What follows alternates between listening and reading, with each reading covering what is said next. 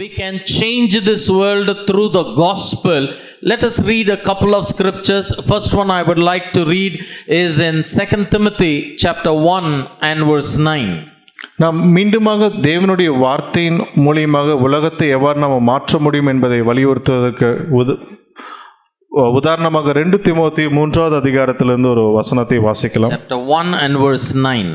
2 தீமோத்தேயு 1வது அதிகாரம் 9வது வசனம். அவர் நம்முடைய கிரியைகளின்படி நம்மை ரட்சியாமல் தம்முடைய தீர்மானத்தின்படியும் ஆதிகாலம் முதல் கிறிஸ்து இயேசுவுக்குள் நமக்கு அருளப்பட்ட கிருபையின்படியும் நம்மை ரட்சித்து பரிசுத்த அழைப்பினாலே அழைத்தார்.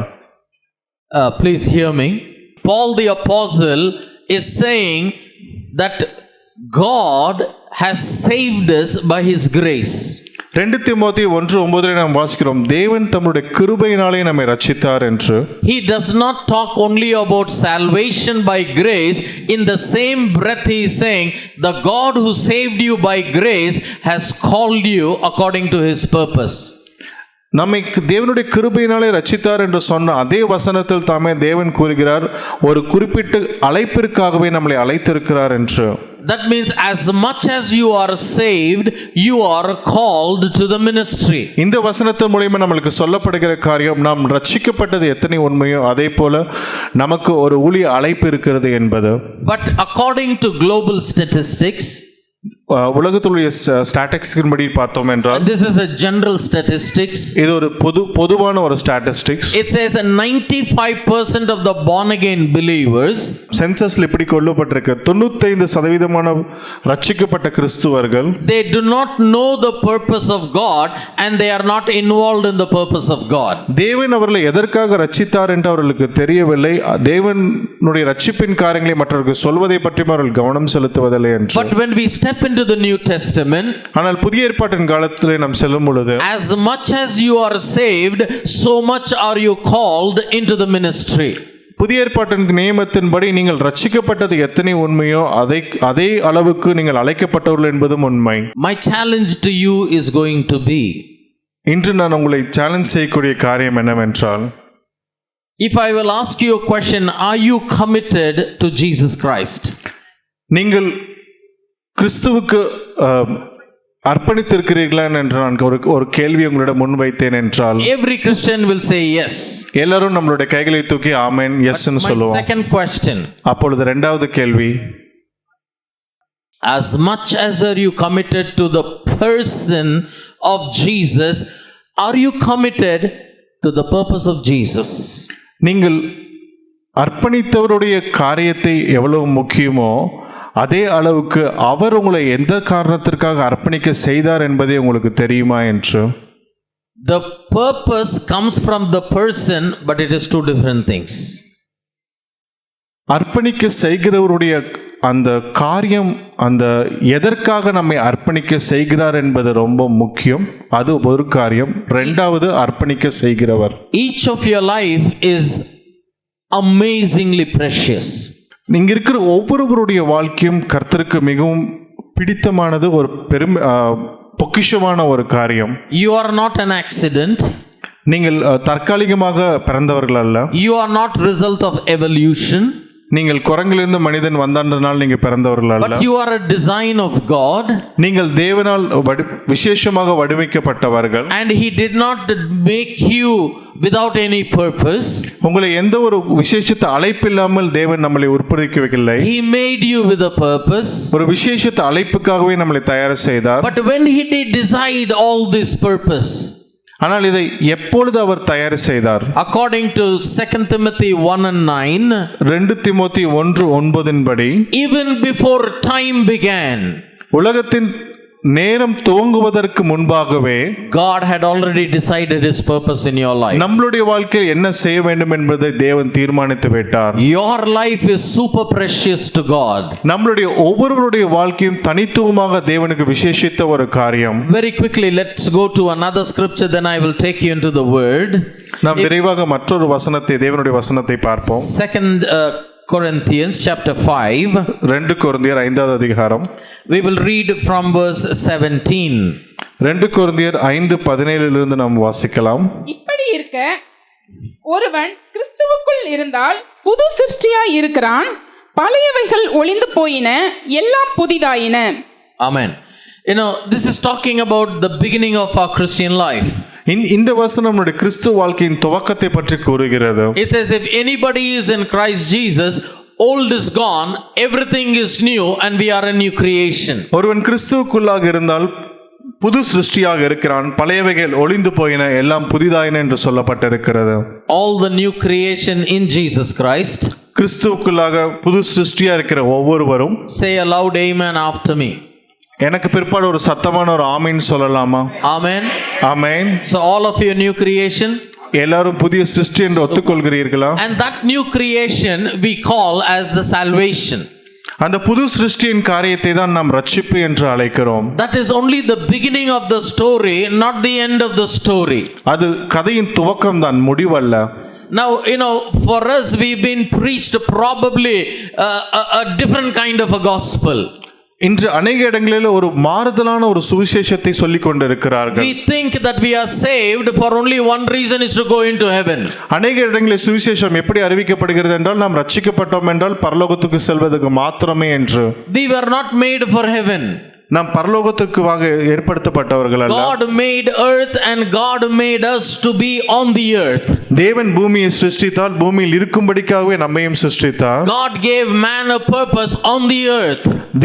மனிதனுக்கு தேவன் ஒரு விசேஷித்த அழைப்பையும் ஒரு நோக்கத்தையும் வைத்திருக்கிறார். We think that we are saved way like in a waiting room in a railway station. We are waiting, train எப்ப வரப்போறது, train எப்ப வரப்போறது, train எப்ப வரப்போறது, and we are waiting. When I'm going to go up, when I'm going to go up. Hello, before you go up, there's a lot of purpose which was decided even before creation began. நாம் ரட்சிக்கப்படுகிற வேலைகளில் அநேகருடைய சிந்தை எப்படி இருக்கிறது என்றால், ஒரு train waiting ரூம்ல wait பண்றவங்க எப்படி ட்ரெயின் வரத்துக்கு காத்திருக்கிறார்கள், அதே போல் நான் ரட்சிக்கப்பட்டுட்டேன், பரலோகத்துக்கு போகிற வண்டி வர வரைக்கும் நான் காத்து கொண்டிருக்கிறேன் என்றுதான் அநேகருடைய எண்ணமாக இருக்கிறது. ஆனால் நாம் பரலோகத்திற்கு செல்வதற்கு முன்பாக நாம் பூமியிலே நிறைவேற்றுகிற அநேக காரியங்கள் உண்டு என்பதை மறந்து போகிறோம். We have no problem in the verse 17. 17வது வசனத்தில் நமக்கு எந்த பிரச்சனையும் கிடையாது. But let us go to verse 18. 18வது வசனத்திற்கு செல்வோம். இவையெல்லாம் தேவனாலே உண்டாயிருக்கிறது, அவர் இயேசு கிறிஸ்துவை கொண்டு நம்மை தம்மோடே ஒப்புரவாக்கி ஒப்புரவாகுதலின் ஊழியத்தை எங்களுக்கு ஒப்பு கொடுத்தார். Wow wow. என்னத்தை கொடுத்திருக்காரு? எதை கொடுத்திருக்காரு? 17th verse he gave us salvation. 18th verse, I like that word, he gave us a ministry. 17வது வசனத்தில் நாம் புதிய சிருஷ்டியாக ஏற்படுத்தப்பட்டோம் ரட்சிப்பின் மூலியமாக. 18வது வசனத்தில் நம்மளுக்கு அழகாக ஒரு ஒப்புரவாக்குதலின் ஊழியத்தை நம்மளுக்கு வைத்திருக்கிறார். Take only one word, he gave us ministry. நம்மளுக்கு ஒரு ஊழியத்தை கொடுத்திருக்கிறார் என்ற ஒரு வார்த்தையை பிடித்துக் கொள்வோம். Now majority of the believers, if you ask them, என்னம்மா நீங்க ஊழியத்துல இருக்கல, ஐயோ இல்ல நான் வெறும் விசுவாசி.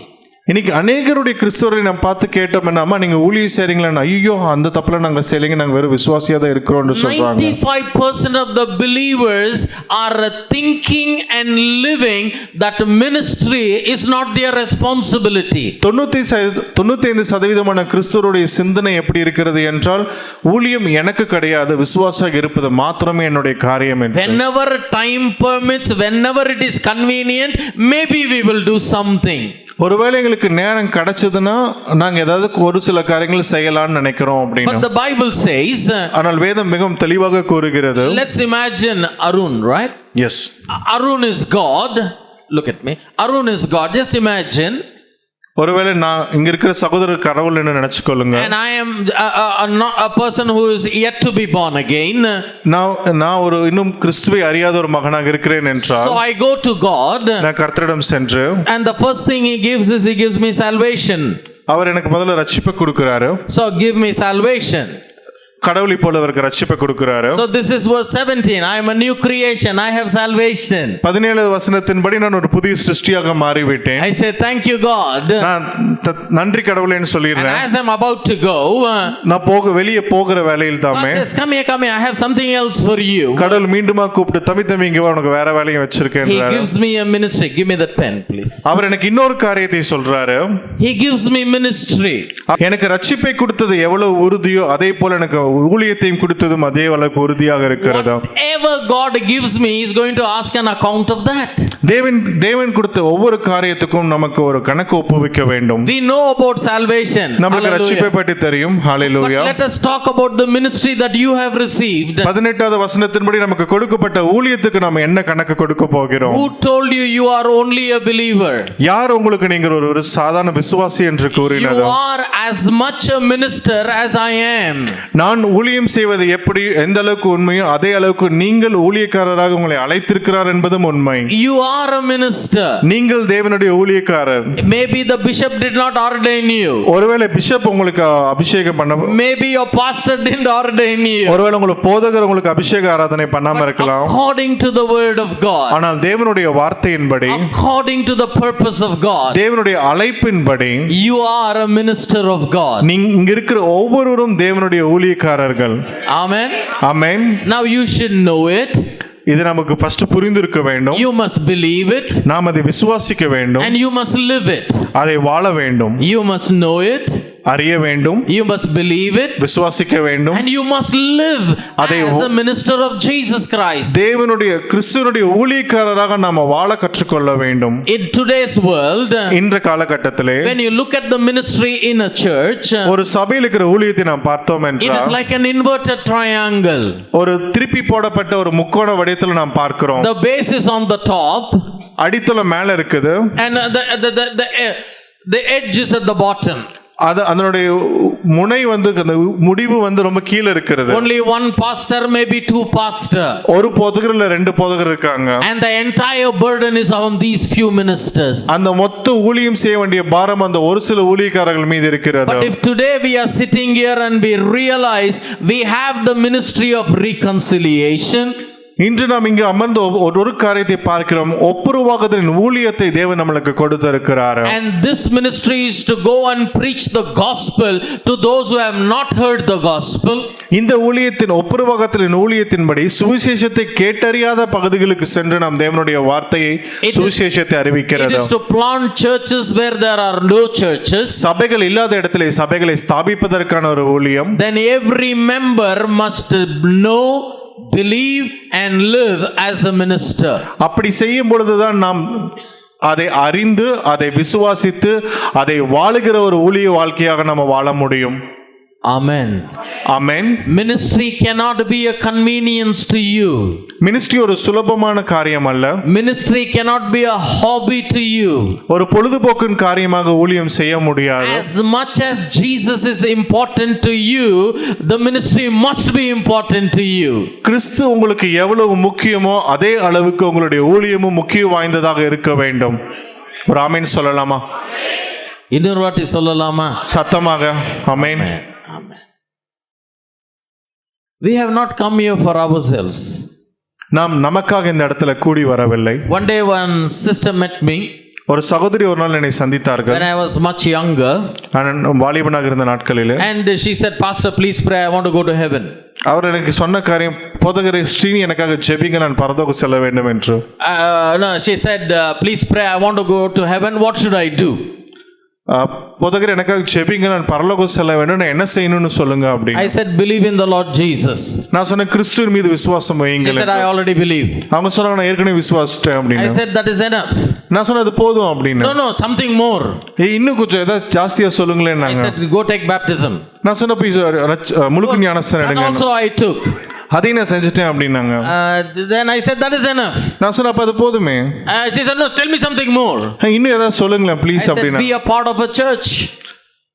Go join a church. நான் சொன்ன ஒரு சபைக்கு சென்று தேவனை ஆராதிங்கள் என்று. I am a faithful member of a church. நான் சொன்ன ஒரு சபைக்கு ஒரு ரொம்ப நம்பிக்கையான ஒரு விசுவாசி என்று. I said, that is enough. நான் சொன்ன அது போதுமே. No, tell me something more. அவங்க இன்னும் ஏதாவது சொல்லுங்களேன் அப்படின்னாங்க. I said, pay your tithe.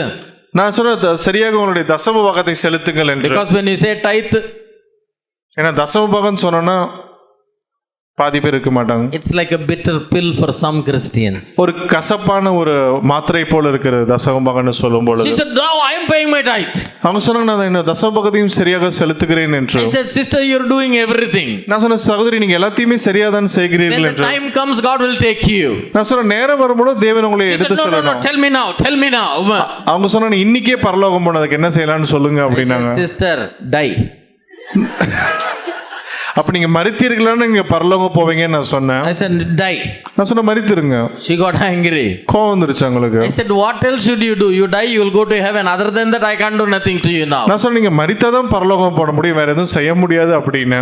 How many of us are living with a sole goal, a singular goal? Somehow I want to reach to heaven. இன்னைக்கு அநேகர் இப்படிப்பட்ட ஒரு தனித்துவமான ஒரு ஒரு ஒரு ஆசையோடு தான் இருக்கிறாங்க. நான் மட்டும் எப்படியாச்சும் பரலோகம் போயிட்டா பரவாயில்ல அப்படின்னு. You're not here for yourself. நீங்கள் உங்களுக்காக இங்கே அமர்ந்து கொண்டு இருக்கவில்லை. God saved you, gave you a responsibility, and the responsibility of the perishing world is in your hands. தேவன் நம்மளை ரட்சித்தது ஒரு ஒரு ஒரு முழுமையான நோக்கத்தை கொடுத்திருக்கிறார். அழிந்து கொண்டிருக்கிற ஆத்துமாக்களை சுவிசேஷம் எடுத்து சொல்லக்கூடிய ஒரு முக்கியமான பொறுப்பை, ஒரு அழைப்பை நமக்கு வைத்திருக்கிறார். Some man of God said this very beautifully. ஒரு தேவனுடைய ஊழியக்காரர் மிகவும் நேர்த்தியாக அழகாக இப்படி சொன்னார். Whatever rejoices the heart of God should rejoice your heart. தேவனுடைய இருதயத்தை மகிழ்விக்கிற காரியங்கள், அந்த காரியங்கள் நம்மையும் மகிழ்விக்க வேண்டும் என்று. But whatever breaks the heart of God should break your heart. அதே போல தேவனுடைய இருதயத்தை உடைக்கிற காரியம் நம்மளுடைய இருதயத்தையும் உடைக்க வேண்டும் என்று. Unless we feel the heartbeat of God, unless we understand the pain that is there in the Heavenly Father looking at the perishing world, we will never become serious about the purposes of God in our lives. அழிந்து கொண்டிருக்கிற ஜனங்களை காண்கிற வேளையிலே பரலோக தப்பகனுடைய இருதயத்தில் இருக்கிற வலியையும் அந்த வேதனையும் நாம் புரிந்து கொள்ளாத வேளையிலே நமக்கு அந்த ஆத்மாக்களுடைய பாரம் நமக்கு தெரியாது. We have a ministry. நாங்கள் ஒரு ஊழியம் செய்து கொண்டிருக்கிறோம். We have a purpose. எங்களுக்கு ஒரு ஒரு காரியம், ஒரு பர்பஸ் உண்டு. Let me say it this way. You have a purpose. உங்களுக்கு ஒரு அழைப்பு இருக்கிறது.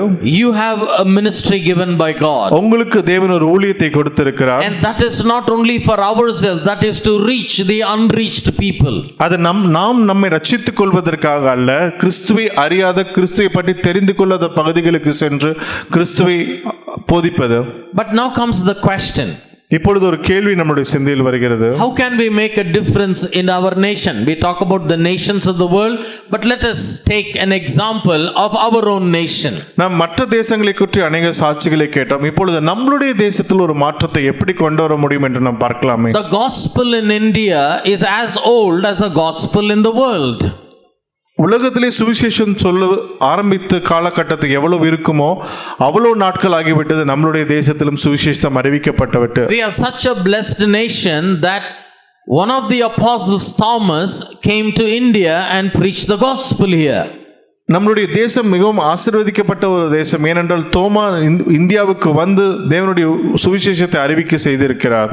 It is amazing, the gospel came 2000 plus years. 2000 ஆண்டுகளுக்கு முன்பாக தேவன் நம்முடைய தேசத்திற்கு ஒரு மனிதனை அனுப்பியிருக்கிறார் என்பது மிகவும் ஆச்சரியமான காரியம். Most of you are professionals. இங்க இருக்கிற அநேகர் ப்ரொஃபஷனல் வேலை செய்கிறவர்கள். Think it as a company, right? Not as a church, as a company.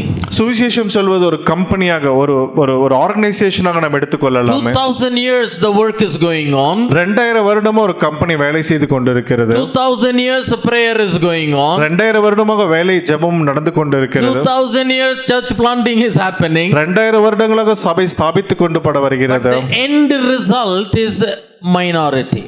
ஆனால் இந்த 2000 வருடத்தை கழித்து இதனுடைய முடிவை பார்த்தோம் என்றால் இன்னும் ஒரு சிறுபான்மையான ஜனங்களாகவே நாம் இருக்கிறோம். If you are the CEO of that company, what will you do? ஒருவேளை நீங்கள் அந்த கம்பெனியின் உயர் அதிகாரியாக இருந்தால் நீங்கள் எதை செய்வீர்கள்? You know, we think we are in revival because I have 500 people in my church, I have 1000 people. Praise God for all of that. நாம் அநேக வேளைகளில் நம்முடைய சபைகளிலே 500 பேர் அல்ல 1000 பேர் இருந்தார்கள், ஒரு எழுப்புதல் வந்துவிட்டது என்று நினைக்கிறோம். கர்த்தருக்கு ஸ்தோத்திரம். I went to a city in India. இந்தியாவில் இருக்கிற ஒரு பட்டணத்துக்கு நான் சென்றிருந்தேன். In that particular conference, there were around 5,000 people. அங்க ஒரு 5000 பேரை சந்திக்கும்படி நேர்ந்தது. God visited very powerfully. தேவன் அற்புதகரமாக அநேகரை சந்தித்தார். There was other preachers along with me. என்னோடு கூட மற்ற போதகர்களும் இருந்தார்கள். That city had a population of more than 1 crore. அந்த பட்டணத்தினுடைய மக்கள் தொகை 1 கோடிக்கும் மேலாக. But one of the preachers put a post saying God shook the entire city. ஆனால் ஒரு தேவ ஊழியர் இப்படியாக போட்டிருந்தார் அவருடைய போஸ்ட்ல, தேவன் அந்த பட்டணத்தை முழுவதுமாக அசைத்தார் என்று. I thought whole city 1 crore, church அசைஞ்சது 5000 பேர், only 5,000 was shaking, not the city. Are you understanding what I'm saying? 1 கோடி ஜனங்கள் வாழ்கிற ஒரு பட்டணத்தில் வெறும் 5000 பேர் மட்டும் ரட்சிக்கப்பட்டு அபிஷேகப்பட்டதுனால அந்த முழு பட்டணமும் அபிஷேகப்பட்டது நம்ம சொல்ல முடியுமா? It is like putting a mobile on vibrator in your pocket. நம்மளுடைய கைபேசியை நம்மளுடைய பாக்கெட்ல வைப்ரேஷன் மோட்ல போட்டு and it is vibrating, அதை வைப்ரேட் செய்து கொண்டிருக்கு. and you are sitting in a local train and you are telling day full train vibrate ஆயிண்டிருக்கடா. இதை ஒரு ட்ரெயினில் உட்காந்து நம்ம பண்ணிட்டு நம்ம மொபைல் வைப்ரேட் ஆகிறதுனால மொத்தம் ட்ரெயினுமே ஆடுதுன்னு சொல்றது கணக்கா இருக்கு. மொபைல் ஆடல சார், நீங்க ஆடின்னு இருக்கீங்க. மொபைல் ஆடல சார், நீங்க மாத்திரம் தான் ஆடுறீங்கன்றது கணக்கா. ஷேக்கால உங்க சபை ஷேக் ஆயிருக்கு. முழு பட்டினமும் அசைக்கப்படல, உங்க சபை மாத்திரம் அசைக்கப்பட்டது. நீங்க சபையை விட்டு வெளியே போனா சிட்டி ஷேக் ஆகும். நீங்க சபையிலிருந்து வெளியே சென்று சுவிசேஷம் சொன்னா நகரம் சந்திக்கப்படும். ஆமென், ஆமென். We have come together for a very serious cause. நாம் மிகவும் ஒரு முக்கியமான ஒரு நோக்கத்திற்காக இங்கு ஒன்று கூடி இருக்கிறோம். Let me present certain hypothetical questions and situations to you. ஒரு சில முக்கியமான கேள்விகளையும் சூழ்நிலைகளையும் உங்கள் மத்தியில் நான் வைக்க விரும்புகிறேன். The reason I am saying this is I travel mostly in the unreached areas. நான் இதை உங்களிடம் முன்பாக சொல்ல வைக்க விரும்புவதற்கு முக்கியமான காரியம் என்னென்றால், அநேக ஜனங்கள் சென்றிடாத தேசங்கள் சந்திக்கப்படாத இடங்களுக்கு தான் எங்களுடைய ஊழியம் செல்கிறது. Though for the last 20 years I am living and pastoring a church in Dubai. நான் கடந்த 20 வருடங்களாக துபாயிலே ஒரு சபையை நான் போதகராக ஸ்தாபித்து வருகிறேன். But my heart is in the unreached areas. ஆனால் தேவன் என்னுடைய இருதயத்தில் வைத்திருக்கிற பாரம் சுவிசேஷம் செல்லப்படாத பகுதிகளுக்காகவே. So when I travel these hundreds and thousands upon thousands of villages, unreached areas, I genuinely get a question: is Great Commission a reality? நான் சந்திக்கப்படாத இந்த இடங்களுக்கு நான் செல்கிற பொழுது என்னுடைய இருதயத்தில் வருகிற கேள்வி என்றால், நமக்கு கொடுக்கப்பட்ட அந்த கிரேட் கமிஷன் உண்மையாலுமே நடைமுறையில் இருக்குதா இல்லையா என்று. Take a deep breath one time. நல்லா இழுத்து ஒரு வாட்டி மூச்சு விடுங்க.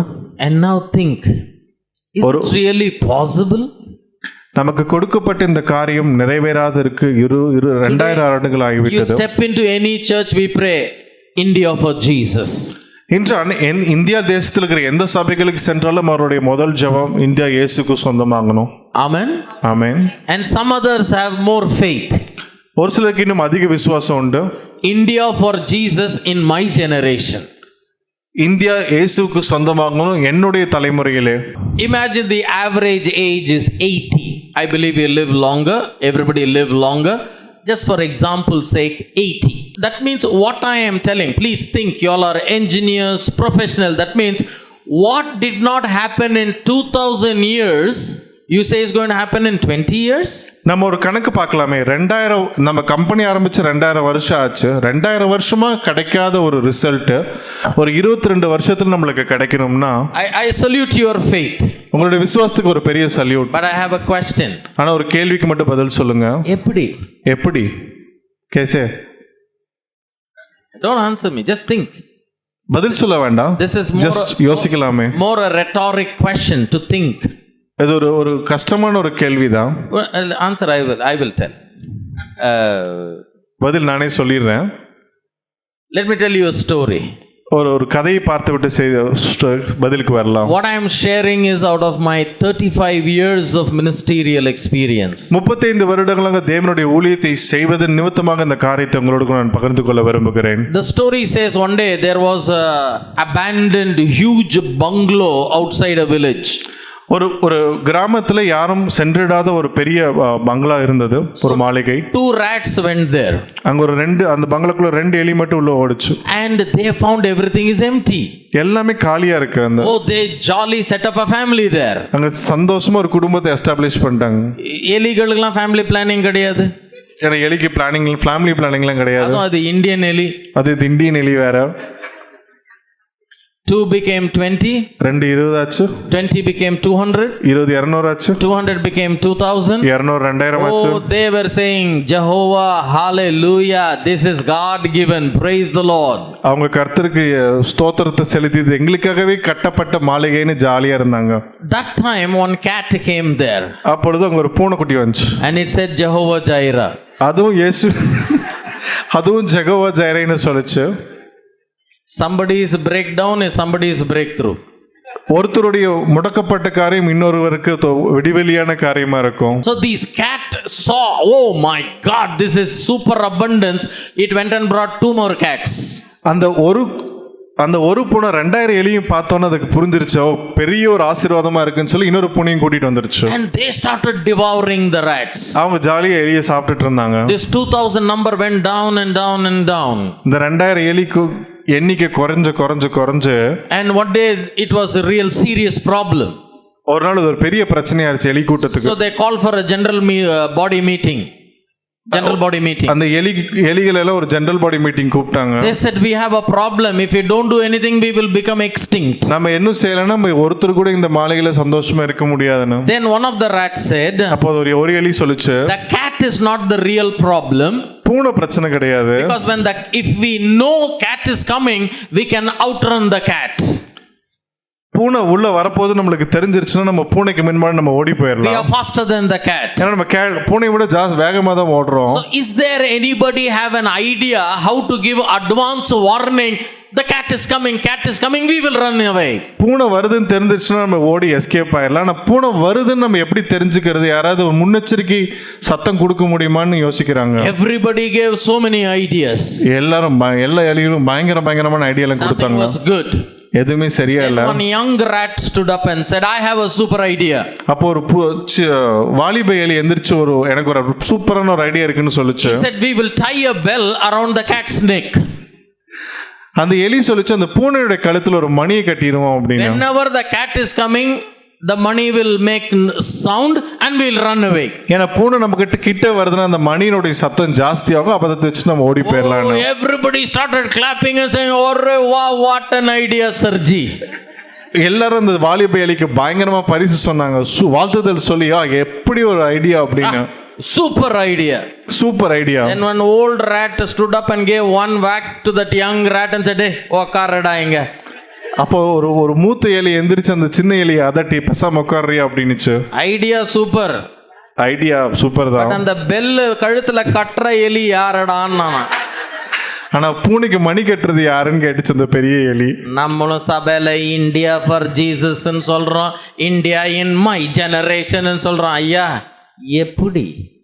So you're not talking about moving a pebble, you're talking about moving a mountain. ஒரு சின்ன கல்ல நவுத்துற காரியம் இல்ல, ஒரு பெரிய மலையை நவுத்துற ஒரு காரியம். I hope you are understanding what I am saying. பிரச்சனையின் முழுமை உங்களுக்கு புரிந்திருக்கும் என்று நான் விசுவாசிக்கிறேன். We are in serious business here. நம்ம ஒரு முக்கியமான ஒரு பிசினஸ்ல இருக்கிறோம். When you talk about gospel, நாம் சுவிசேஷத்தை பத்தி சொல்லும் பொழுது, when we talk about missions, missions பத்தி நம்ம பேசும் பொழுது, when we talk about church planting, சபை ஸ்தாபிக்கதை பற்றி நான் பேசும் பொழுது, it is not a member number game. அது ஒரு சபையில எத்தனை நபர்கள் இருக்கிறாங்க என்றது முக்கியம் அல்ல. It is the very heart of the Almighty God. கர்த்தருடைய இருதயத்தின் சிந்தை எண்ணங்கள் என்பது தான் காரணம். It is we pastors who should be blamed. இதற்கு அங்கு அந்த சபைகளை நடத்துகிற போதகர்களை தான் நாம் குற்றம் சாட்டப்பட வேண்டும். We have made everything into a member game. ஏன்னா இங்க இருக்கிற ஒவ்வொரு போதகரும் அவங்களுடைய சபையில எத்தனை பேர் இருக்கிறாங்களோ தான் குறிக்கோளா இருக்கிறாங்க. That is not the real reason why God kept a church. ஆனால் தேவன் சபையை ஸ்தாபித்தவருடைய முக்கியமான நோக்கம் அதுவல்ல. When I read about the temple Jesus went to clean, நாம் கிறிஸ்துவானவர் தேவனுடைய ஆலயத்துக்கு சென்று சுத்திகரிக்கிற காரியத்தை பற்றி நாம் வாசிக்கும் பொழுது, I love what Jesus said about the temple. தேவனுடைய ஆலயத்தை குறித்து இயேசு சொன்ன அந்த வார்த்தையை நான் ரொம்ப ரொம்ப நேசிக்கிறேன். He said, my father made this as a house of prayer. He made it as a house of prayer.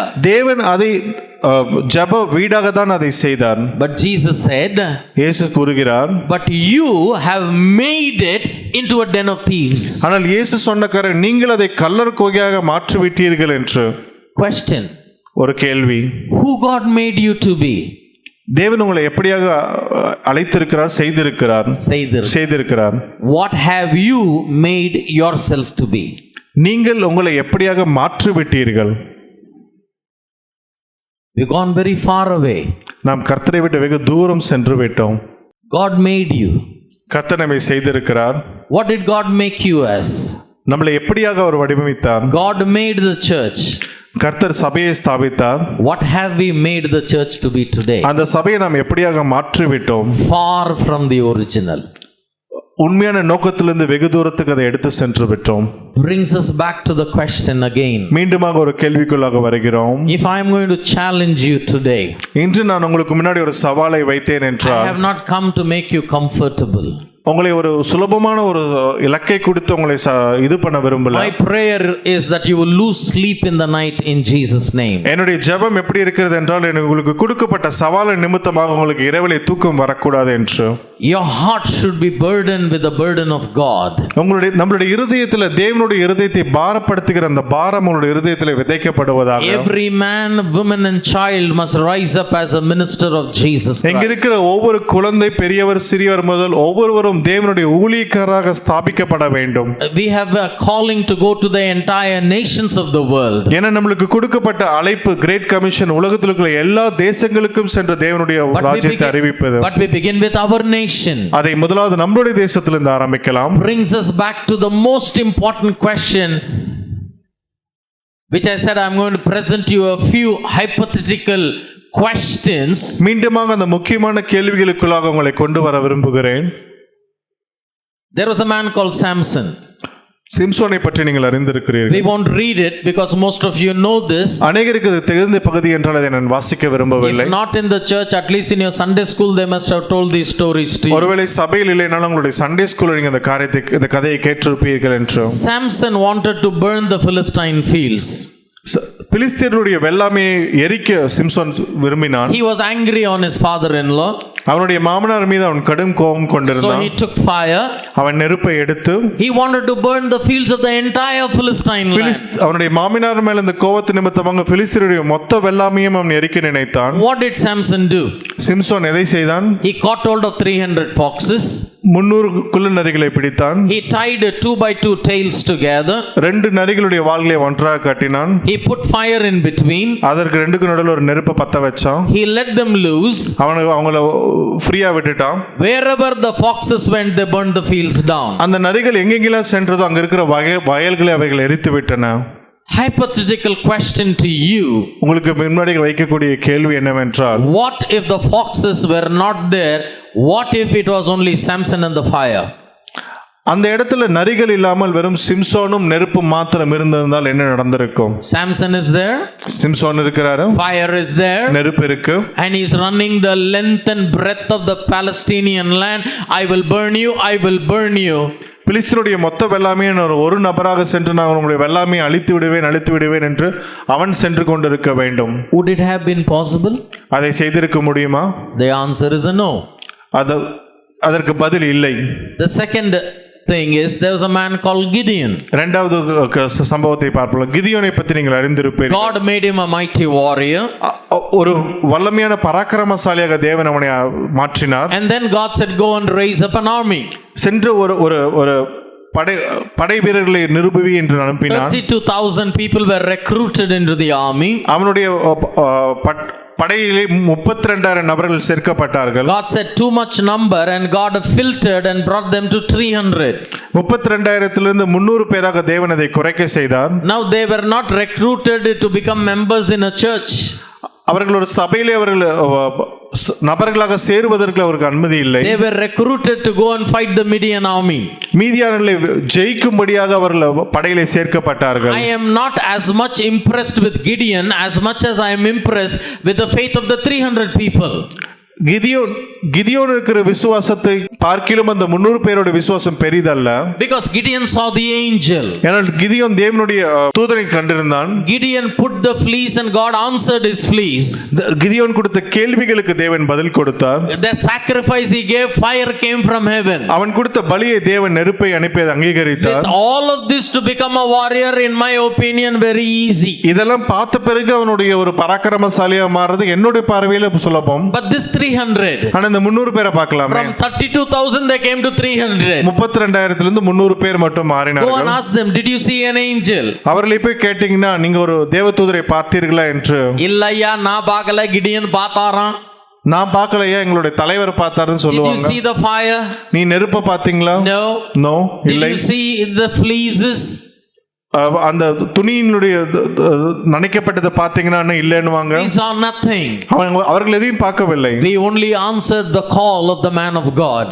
அவர்கள் தேவ ஊழியர் கொடுத்த அழைப்பை நிறைவேற்றினார்கள். Hallelujah. Hallelujah. My question to you. நான் உங்களிடம் முன்பாக வைக்கவிருக்கிற கேள்வி என்னவென்றால், without the 300 would Gideon have been able to do it? அந்த 300 பேர் இல்லாமல் தேவன் கிதியோன் மூலமாக செய்த காரியத்தை அவன் செய்திருக்க முடியுமா? முடியாது. Next scenario. மூன்றாவது காரியம், சூழ்நிலை. There was a man called Nehemiah, a great visionary. நெகமியா என்கிற ஒரு பெரிய விஷனரி குறித்து நாம் காண்கிறோம். He had a burden, he got a vision from God. தேவனிடமிருந்து ஒரு பாரத்தையும் தேவனுக்கு ஒரு தரிசனத்தையும் கொடுத்திருந்தார். And he comes to Jerusalem. அவர் எருசலேமுக்கு வருகிறார். And many people erroneously say that Nehemiah built the walls of Jerusalem. A wrong answer. அநேக பேர் சொல்லுகிறது என்னன்னா, எருசலேமின் மதில்களை நெகமியா கட்டினார் என்று. Now let me ask you a question. உங்களிடம் ஒரு கேள்வியை வைக்க விரும்புகிறேன். Nehemiah had burden. Nehemiah had a vision. Nehemiah had the strategy. But if people had not risen, walls of Jerusalem, would it have been possible? நெகேமியாவோட இருதயத்தில் தேவனோட தரிசனத்தையும் ஒரு பாரத்தையும் ஒரு காரியத்தையும் வைத்திருந்தார். ஆனால் அந்த மற்ற நபர்கள் இல்லாமல் அந்த தரிசனத்தை அவர் முழுமையாக நிறைவேற்றி இருக்க முடியாது. I have many examples, but I'll bring you to the New Testament. இதேபோல் அநேக உதாரணங்களை நான் பழைய ஏற்பாட்டிலே பார்க்க முடியும். ஆனால் புதிய ஏற்பாட்டுக்கு நாம் கடந்து செல்லுவோம். And now we are here with the Great Commission. புதிய ஏற்பாட்டின் காலத்தில் நமக்கு கொடுக்கப்பட்ட பெரிய கிரேட் கமிஷன் இருக்கிறது. There are one too many Samsons. 1-2 சிம்சோன்கள் இருக்கிறார்கள். There are many Gideons. அநேக கிதியோன்கள் இருக்கிறார்கள். There are many Nehemiahs. அநேக நெகேமியாக்கள் இருக்கிறார்கள். There are many visionaries, men and women of God. அநேக தேவனுடைய தரிசனத்தை பெற்ற மனிதர்கள் இருக்கிறார்கள். But when you read the new covenant principle, ஆனால் புதிய ஏற்பாட்டு நியமத்தின்படி the ministry cannot and should not be done by one man. ஏனென்றால் தேவனுடைய ஊழியத்தை ஒரு நபராக செய்யக்கூடாது. It is the body of Christ that must rise up. இது ஒரு சபையாக, சபையில் இருக்கிற ஒவ்வொரு அங்கத்தினரும் சேர்ந்து சபைக்காக செய்ய காரியம். As much as God gave you a salvation, God has given you a ministry. உங்களுக்கு ரட்சிப்பை கொடுத்தது எத்தனை உறுதியோ அதே போல உங்களுக்கு ஒரு அழைப்பையும் கொடுத்திருக்கிறார், ஊழியத்தையும் கொடுத்திருக்கிறார். As much as you are a new creation because of salvation, you are an ambassador because of the ministry. நீங்கள் புது சிருஷ்டியாக சிருஷ்டிக்கப்பட்டது எத்தனை உறுதியோ அதே போல தேவனுடைய ஸ்தானாதிபதியாக கொடுக்கப்பட்டதும் அதிக உறுதியாக இருக்கிறது. This evening what do I want to tell you as I am going to be concluding in a little time from now? இன்று மாலை வேளையில் உங்களோடு கூட நான் பகிர்ந்து கொள்ள விரும்புகிற காரியம் என்னவென்றால், Samson needed the foxes. சிம்சோனுக்கு நரிகள் தேவைப்பட்டது. Gideon needed the 300. கிதியோனுக்கு அந்த 300 படைத்தலைவர்கள் தேவைப்பட்டார்கள். Nehemiah needed the builders. நெகேமியாவுக்கு கட்டுகிறவர்கள் தேவைப்பட்டார்கள். Jesus needs you. கிறிஸ்துவுக்கு நீங்கள் தேவைப்படுகிறீர்கள். கைகளை உயர்த்தி அறையிலே சொல்லாமா? This is serious business. இது மிகவும் ஒரு சீரியஸான ஒரு தொழிலாக இருக்கிறது. Most of the churches, there are exceptions. I don't want to sound judgmental. Please don't get me wrong. அநேக சபைகள் நான் யாரையும் நியாயம் தீர்க்க விரும்புகிறேன், என்னை தவறாக புரிந்து கொள்ள வேண்டாம். We are more inward looking than outward looking. நம்முடைய சபைகளுக்குள்ளாக என்ன காரியம் என்பதை தான் நாம் அதிகம் யோசிக்கிறோம். சபைகளுக்கு வெளியே என்ன தேவைகள் இருக்கிறது என்று நாம் யோசிப்பதில்லை. We become so insensitive and selfish when it comes to the ministry. தேவனுடைய ஊழியத்தை காரியத்தை குறித்து அதிக சுயநலவாதிகளாக, தேவையை கண்ணோக்காத நபர்களாக நம்ம மாறிவிட்டோம். I'll give you 2 examples, then I'll lead you in prayer. நான் ஒரு 2 உதாரணங்களை உங்களோடு கூட வைத்துவிட்டு ஜெபத்துக்கு கடந்து செல்ல விரும்புகிறேன். If you will read the life of Hezekiah, எசேக்கியாவினுடைய வாழ்க்கையிலே நாம் பார்த்தோம் என்றால், he was a godly king when he began. அவர் அந்த ராஜா அரசாலும் பொழுது அவர் தேவனை சார்ந்த ஒரு ராஜ்யத்தை தான் But செய்தார். towards the end of his life, he went away from God. ஆனால் அவருடைய ராஜ்யத்தின் முடிவிலே பார்த்தீர்கள் என்றால் அவர் தேவனை விட்டு வெகு தூரம் சென்று விட்டார். So Isaiah goes and prophesies to him. அதனால் ஏசாயா சென்ற அந்த இறுதி நாட்களிலே அவரோடு கூட தீர்க்க தரிசனமாக அதை அறிவிக்கிறார். Come with me to Isaiah chapter 39. என்னோடு கூட ஏசாயா 39வது அதிகாரத்துக்கு வரும்படியாக We கேட்கிறேன். will read verse 5. ஏசாயா 39வது அதிகாரம் 5வது வசனம்.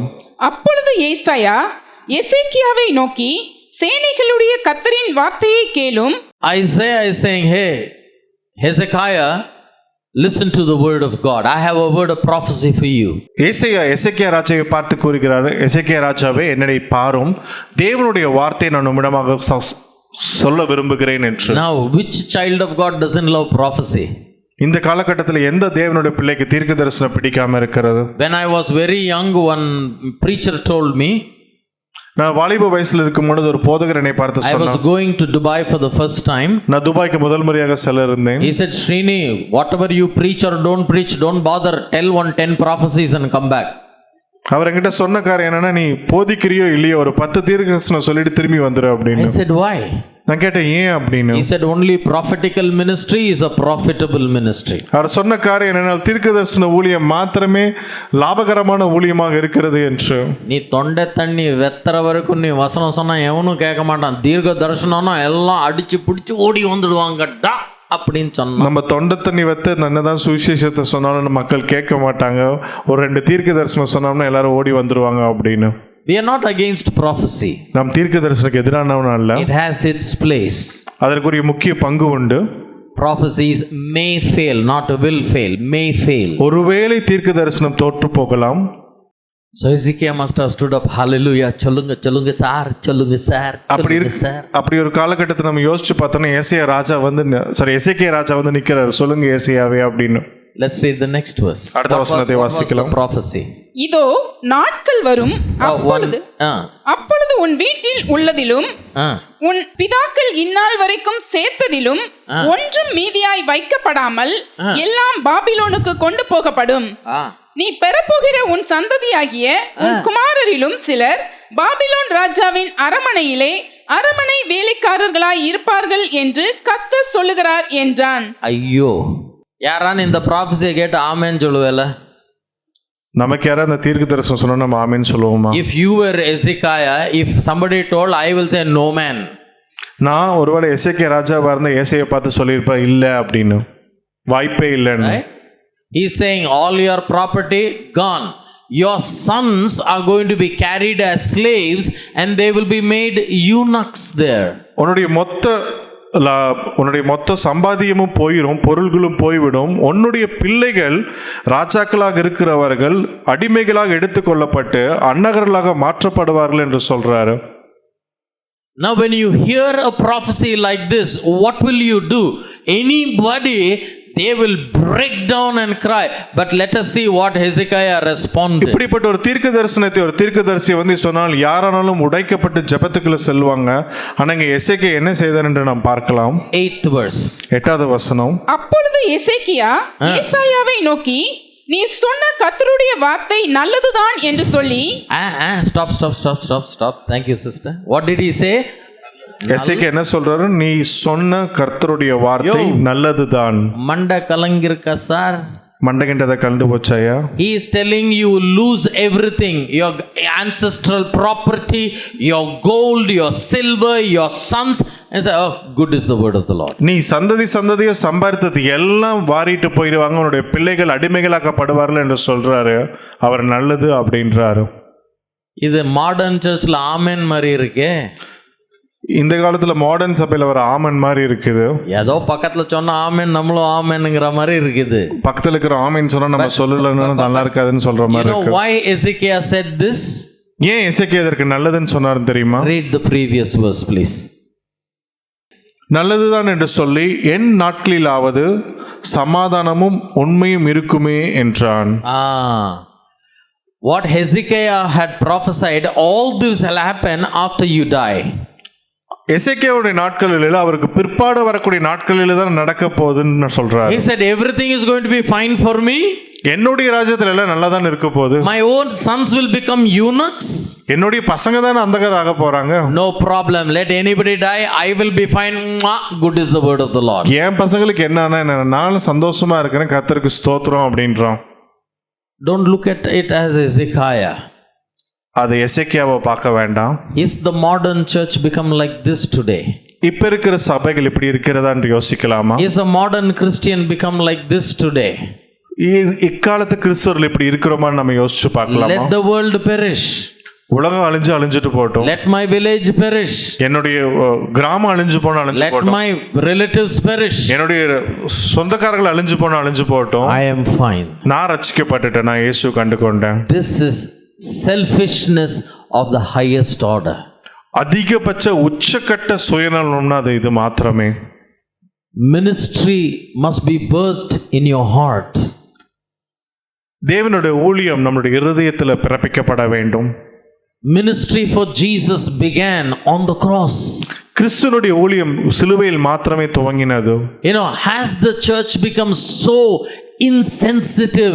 Has a Christian become so insensitive that we are only bothered about my prosperity, my healing, my prophecy, my family? The world is perishing, doesn't matter. நம்மளுடைய சபையும் நம்முடைய இக்காலத்து மக்களும் இப்படி ஆகி விட்டார்களா? உலகம் என்னானாலும் என்ன, எந்த பொல்லாப்புக்குள் சென்றாலும் எனக்கு நான் ரட்சிக்கப்பட்டுட்டேன், நான் கிறிஸ்துவை ஏற்றுக்கொண்டுட்டேன் என்ற ஒரு எண்ணம் கொள்கிறதற்கு. But when you look at the plan of God, ஆனால் தேவனுடைய திட்டத்தை நாம் பார்த்தோம் என்றால், you are an integral part of finishing the Great Commission. தேவனுடைய கொடுக்கப்பட்டது கிரேட் கமிஷனை நிறைவேற்றுவதற்கு இங்க இருக்கிற ஒவ்வொரு முக்கியமான பங்கு வகிக்கிறவர்களாக காணப்படுகிறோம். You are as much a minister as I am. நான் எப்படிப்பட்ட முக்கியமான ஊழியக்காரர் இருக்கிறேனோ அதே அளவுக்கு நீங்களும் ஒரு தேவனுடைய திட்டத்தில் ஒரு முக்கியமான ஊழியக்காரராக இருக்கிறீர்கள். You have as much responsibility as I have. எனக்கு எப்படிப்பட்ட பொறுப்பு இருக்கிறதோ அதே அளவிற்கு அதே முக்கியத்துவத்திற்கு உங்களுக்கும் அந்த பொறுப்பு கொடுக்கப்பட்டிருக்கிறது. This should answer your question why the Great Commission is still not finished. இந்த கேள்விக்கு இந்த பதில் எதற்கு பதிலாக இருக்கிறது என்றால், ஏன் கிறிஸ்து கொடுக்கப்பட்ட அந்த கிரேட் கமிஷன் இன்னும் நம்முடைய தேசத்துல நிறைவேறாம இருக்குன்றதுக்காக. 95% of the workforce of Jesus is sitting and saying, I'm just a believer. ஏனென்றால் 95% விசுவாசிகள் என்ன சொல்றாங்கன்னா, நான் வெறும் ஒரு சாதாரண விசுவாசி என்று. I don't have time. என்னிடம் நேரம் அதிகமாக இல்லை. That would bring me to the main purpose, responsibility, ministry of an individual church is to prepare, train people to do the works of the ministry. எனக்கு அதிகமாக நேரம் இல்லை. ஆனால் ஒரு சபையினுடைய முக்கியமான காரியம் என்னவென்றால், சபையில் இருக்கிற ஜனங்களை போதித்து அவர்களை நல்வளப்படுத்தி தேவனுடைய சுவிசேஷத்தை அறிவிக்கிறதுக்கு அவர்களை பழக்கவிக்கவர்களாக அது காணப்பட வேண்டும்.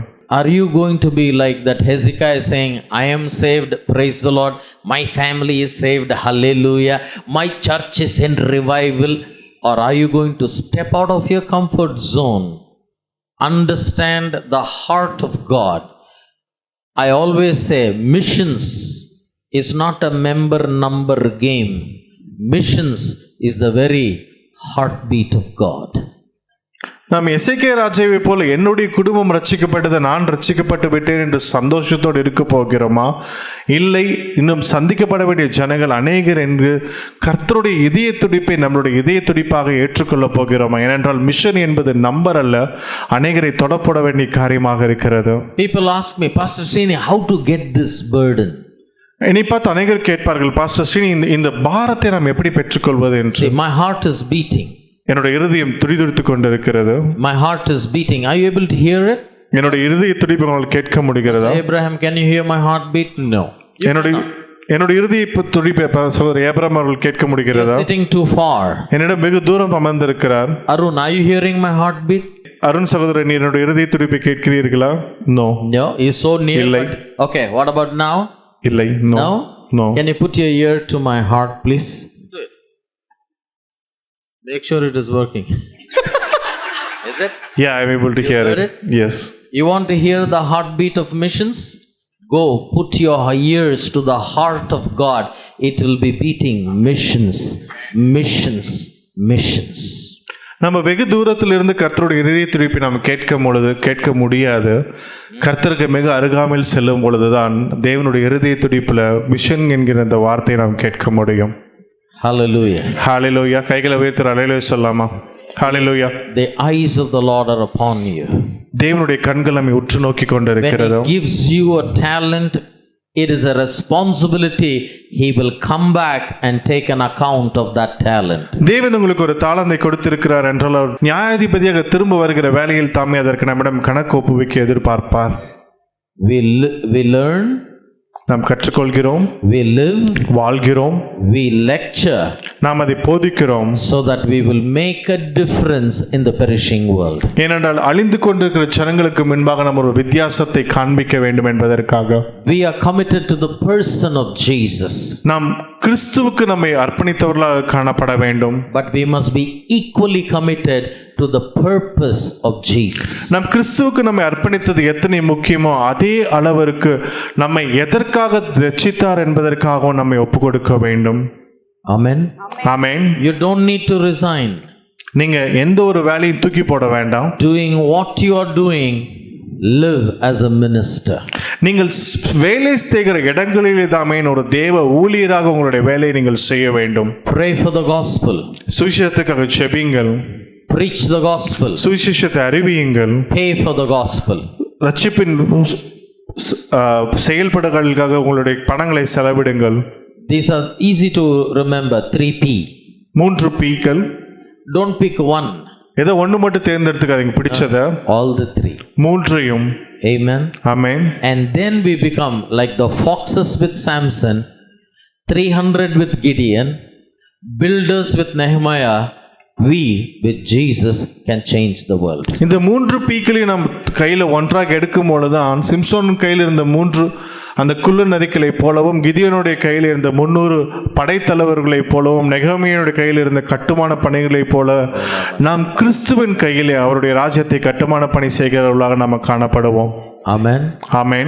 If you are sightseeing God from a distance, you can't hear his heartbeat. நம்ம கிறிஸ்துவை ரொம்ப தூரத்துல இருந்து நம்ம எட்டி பார்க்கறவர்களாக காணப்பட்டோம்னா நம்மளுடைய இருதய துடிப்பை நாம் கேட்க முடியாது. Put your ears on the heart of God. உங்களுடைய காதுகளை கிறிஸ்துவினுடைய இருதயத்துக்கு அருகாமையிலே கொண்டு செல்றீர்கள், அவருடைய இருதய துடிப்பை நாம் உணர்ந்து கொள்ள முடியும். And his heartbeat is missions beating for the perishing world. அவருடைய இருதயத்தினுடைய துடிப்பு என்னவென்று பார்த்தீங்கன்னா, அருந்து கொண்டிருக்கிற ஆத்துமாக்களை சுவிசேஷம் கொண்டு செல்வதுதான் அவருடைய இருதய துடிப்பாக காணப்படுகிறது. Amen. Amen. Stand up with me in prayer, please. எழுந்து நின்று நாம் ஜெபித்துக்கு கடந்து செல்லுவோம். Hallelujah. Let today be a different day in your life. இன்று உங்களுடைய வாழ்க்கையில் ஒரு மாற்றப்பட்ட ஒரு நாளாக, முக்கியமான ஒரு நாளாக இருக்கணும்னு ஆசைப்படுகிறேன். For some people like me, God told me to leave a prosperous business and said, "Come serve me." என்னைப்பில் ஒரு சிலருக்கு தேவன் நான் செழிப்பான இருக்கிற அந்த வியாபாரத்தை விட்டு வரும்படியாக அவர் கூறினார். Same thing he told Peter. அதே தான் பேதுருக்கும் அவர் கூறினார். But when the man of Gadarenes was delivered, கதரேனில் இருக்கிற ஒரு மனிதனை விசுவாசத்துக்குள்ள விடுதலையாக்கப்பட்ட பொழுது Jesus told him, "Go back to your home and tell them what I did for you." அவனுக்கு கிறிஸ்து சொன்ன காரியம், உன்னுடைய வீட்டில் இருக்கிறவர்களுக்கு சென்று முதலாவது கூறு என்று. It is God who decides how you will do. நீங்கள் எப்படி செய்ய வேண்டும் என்பதை கர்த்தர் மாத்திரமே தீர்மானிக்கிறார். But whatever may be, அது எப்படிப்பட்ட காரியமாக இருந்தாலும், the common denominator is we are in the ministry. நமக்கு கொடுக்கப்பட்ட அடித்தளம் என்னவென்றால் நாம் தேவனுடைய ஊழியத்தை ஒரு ஊழியக்காரர்களாக இருக்கிறோம் என்று. I am a minister. நான் ஒரு தேவனுடைய ஊழியன். I am a minister. நான் தேவனுடைய ஒரு ஊழியன். I am a minister. நான் தேவனுடைய ஒரு ஊழியன். Those who understand this well, இதை முழுமையாக புரிந்து கொண்டவர்கள், and those who want to respond and yes, like Isaiah said, ஏசாயா சொன்னதை போல இதற்கு ஆமோதிக்கிறவர்கள், lift up your hands wherever you're standing. நீங்க இருக்கிற இடத்துல உங்களை கைகளை உயர்த்தும்படியாக நான் ஜெபிக்கிறேன்.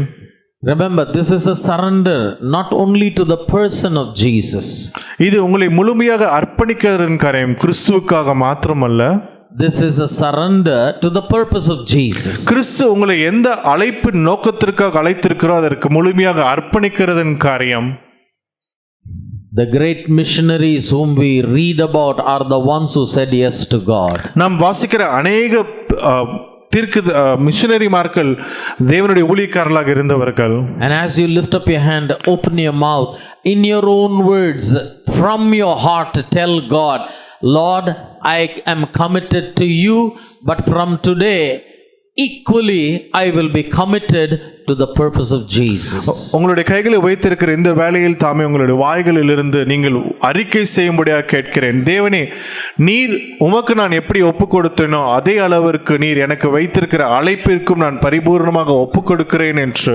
Come on, we come from a land of missionaries. Tamil Nadu is famous for the missionaries. ஏனால் தமிழ் மாநிலத்திலிருந்து அநேக மிஷனரிகள் எழும்பி இருக்கிறார்கள். But still, India needs to be saved. இன்னும் இந்தியா அநேக இடங்களில் ரட்சிக்கப்பட வேண்டுமா இருக்கிறது. When Jesus asked for the donkey in Matthew 21, மத்தேயு 21வது அதிகாரத்தில் ஒரு கழுதை குட்டியை கேட்கும் பொழுது, he said, if somebody asks you, tell them Lord needs it. ஒருவேளை யாராவது அதை கேட்டார்கள், கூறுங்கள் கர்த்தருக்கு இது தேவை என்று. In the same way, the Lord Jesus needs you. அதே போலதான் இன்று கிறிஸ்து உங்களுக்கு கிறிஸ்துவுக்கு நீங்கள் தேவைப்படுகிறீர்கள். The Lord needs you. கிறிஸ்துவுக்கு நீங்கள் தேவைப்படுகிறீர்கள். He needs your prayer. அவருக்கு உங்களுடைய ஜெபங்கள் தேவை. He needs you to preach the gospel. நீங்கள் சுவிசேஷத்தை அறிவிக்கிறதற்கு தேவைப்படுகிறது. He needs you to give for the gospel. சுவிசேஷம் அறிவிக்கப்படுவதற்காக நீங்கள் கொடுக்கப்படுவது தேவைப்படுகிறதாக இருக்கிறது. You need to live a life of an ambassador. ஒரு கிறிஸ்துவினுடைய ஸ்தானாதிபதியாக நீங்கள் வாழ வேண்டியது அவசியமாக இருக்கிறது. You cannot be selfish. நீங்கள் சுயநலவாதியாக இருக்க முடியாது. You cannot be lazy. நீங்கள் சோம்பேறிகளாக இருக்க முடியாது. You cannot be only inward looking. நீங்கள் உங்களுடைய சுயத்தின் காரியங்கள், உங்களுடைய உள்ளான தேவைகளை மாத்திரம் பார்க்கிறவர்களாக இருக்க முடியாது. Rise up today must be a defining day in your life. இன்று உங்களுடைய நாட்களில் உங்களுடைய வாழ்க்கையின் தடத்தையே மாற்றக்கூடிய ஒரு நாளாக அது இருக்க வேண்டும். That you are rising up as a minister of Jesus. நீங்கள் இங்கிருந்து கடந்து செல்கிற வேளையில் தாமே தேவனுடைய ஒரு ஊழியக்காரராகவே நீங்கள் கடந்து செல்ல வேண்டும். Every member should be a nation changer. இங்க இருக்கிற ஒவ்வொரு நபரும் ஒரு தேசத்தை மாற்றக்கூடியவர்களாக, அசைக்கக்கூடியவர்களாக அவர்கள் இருக்க வேண்டும். Missions is the heartbeat of God. ஏனால் சுவிசேஷம் அறிவிக்கப்படுகிறது தேவனுடைய இருதய துடிப்பாக இருக்கிறது. We cannot be like Hezekiah. நாம் எசேக்கியா ராஜாவை போல நாம் உதாசீனப்படுத்தவர்களாக இருக்க முடியாது. We need to be like the Lord Jesus Christ. நம்ம இயேசு கிறிஸ்துவை போல நாம் மாறனவர்களாக இருக்க வேண்டும். Lift up your hands and pray. I will pray along with you today. உங்கள் கைகளை உயர்த்தி நாம் ஜெபிக்கலாம். உங்களோடு கூட நான் சேர்ந்து ஜெபிக்க விரும்புகிறேன். Hallelujah. Let your fire fall. Let your fire touch the people, I pray, Father. The Spirit of the Lord will speak to you. தேவனுடைய ஆவியானவர் உங்களோடு கூட இடைப்படுவாராக. Father, in the name of the Lord Jesus, கர்த்தராகிய இயேசு கிறிஸ்துவின் நாமத்திலே we want to thank you for this time that you have given to us. தேவனே, நீர் கொடுத்த அந்த வேலைக்காக உமக்கு ஸ்தோத்திரம். Father, I pray that you will touch every heart who is within the sound of my voice in the name of Jesus. தகப்பனே, இங்க இருக்கிற என்னுடைய சத்தத்தை கேட்கிற ஒவ்வொரு இருதயத்தையும் நீர் தொடும்படியாக நாங்கள் ஜெபிக்கிறோம். Break our hearts at the things that breaks the heart of Jesus. தகப்பனே, நம்முடைய இருதயத்தை நொறுக்குகிற காரியங்கள் எங்களுடைய இருதயத்தை நொறுக்கும்படியாக நாங்கள் ஜெபிக்கிறோம். Make us compassionate. அதிக கருணை உள்ளவர்களாக, அதிக இரக்க குணம் உள்ளவர்களாக எங்களை மாற்றுங்கள். At the same time, make us strategic also, we pray. அதே வேளையிலே உம்முடைய ராஜ்யத்தை திட்டமிட்டு செய்கிறவர்களாக எங்களை மாற்றும்படியாக நாங்கள் ஜெபிக்கிறோம். Raise up an army of ministers from here that will live for the purpose of Jesus Christ. தேவனுடைய ஒப்புரவாகுதலின் ஊழியத்தின் அழைப்பை முதன்மைப்படுத்துகிறவர்களாக, ஊழியக்காரர்களாக நீங்கள் எழுப்பும்படியாக நாங்கள் ஜெபிக்கிறோம். I pray you'll release your hand, your power upon their lives. உம்முடைய கரங்களை இவர்கள் மீது வைக்கும்படியாக, உம்முடைய வல்லமை இவர்கள் மீது வைக்கும்படியாக நாங்கள் ஜெபிக்கிறோம். Anoint them, I pray, in the name of Jesus. இயேசுவின் நாமத்தில் இவர்களை அபிஷேகம்படியாக நாங்கள் ஜெபிக்கிறோம். As they preach the gospel, அவர் நம்முடைய சுவிசேஷத்தை அறிவிக்கிற Let வேலையில் signs and wonders and miracles follow them, O Father. அற்புதங்களும் அடையாளங்களும் அதிசயங்களும் நடக்கும்படிக்கு நாங்கள் Let them ஜெபிக்கிறோம். cast out demons in the name of Jesus. இயேசு நாமத்தில் அசுத்த ஆவிகளை விரட்டும்படிக்கு நாங்கள் Let ஜெபிக்கிறோம். everybody live as an ambassador of Jesus Christ. கிறிஸ்துவினுடைய ஸ்தானாதிபதிகளாக அவர்கள் வாழும்படிக்கு நாங்கள் ஜெபிக்கிறோம். Lord, let every limitation of flesh and the devil has put upon them be broken in the name of Jesus. மாமிசத்தின் சத்துருவினுடைய ஒவ்வொரு தடைகளையும் உடைக்கும்படிக்கு நாங்கள் இயேசு நாமத்தில் உடைக்கும்படிக்கு நாங்கள் ஜெபிக்கிறோம். Let them rise up as nation changers. தேசங்களை அசைக்கிறவர்களாக மாற்றுகிறவர்களாக அநேகரமைக்காக We உமக்கு thank you ஸ்தோத்திரம். for this time. நீர் கொடுத்த இந்த விலையேறப்பட்ட Thank நேரத்துக்காக you for உமக்கு every ஸ்தோத்திரம். man, woman, young person here. இங்க இருக்கிற ஒவ்வொரு வாலிபர் பெரியவருக்காக உமக்கு நன்றி Thank செலுத்துகிறோம். you for the ministry of Pastor Abraham. சகோதரர் ஆபிரகாமுடைய ஊழியத்துக்காக நமக்கு நன்றி செலுத்துகிறேன். We bless your name. உம்முடைய நாமத்தில் நாங்கள் ஆசீர்வதிக்கிறோம். In Jesus' name we pray. இயேசுவினுடைய நாமத்தில் ஜெபிக்கிறோம். And every ambassador of Jesus Christ said after me, இயேசுவினுடைய ஒவ்வொரு ஸ்தானாதிபதிகளும் எனக்கு பிற்பாடு Amen. Amen. We'll say it louder. Amen. சத்தமாக ஒரு ஆமென் சொல்லலாம். Amen. ஆமென். Amen. ஆமென். Amen. உங்களில் யாருக்காவது ஜெப தேவைகள் இருக்குமானால் நீங்கள் உங்களுடைய வீடுகளில் உங்கள் கதவை பூட்டி நீங்கள் ஆண்டவரை நோக்கி ஜெபம் பண்ணுங்கள். உங்களுடைய எல்லா விதமான பலவீனங்களை குறித்து தெரிந்து வைத்திருக்கிற தேவன், எப்போதும் ஜீவன் உள்ள தேவன், உங்களுடைய ஜெபங்களை கேட்டு உங்களுக்கு பதில் கொடுப்பார். நீங்கள் வேற ஒரு ஆள்கிட்ட போகணும், வேற ஒருத்தவங்கிட்ட போய் ஜெபத்துக்கு போகணும்னு அவசியம் இல்லை. நீங்கள் ஜெபம் பண்ண ஆண்டவராகிய இயேசு கிறிஸ்துவை ஏற்றுக்கொண்ட எல்லாரும் பிதாவாகிய தேவன்கிட்ட ஜெபம் பண்ணால் அந்த ஜெபத்தை கேட்டு பதில் கொடுக்கக்கூடிய அன்புள்ள பரமபிதா தான் நமக்கு இருக்கிறாரு. அதனால் தைரியமாக நீங்கள் ஜெபம் பண்ணுங்கள்.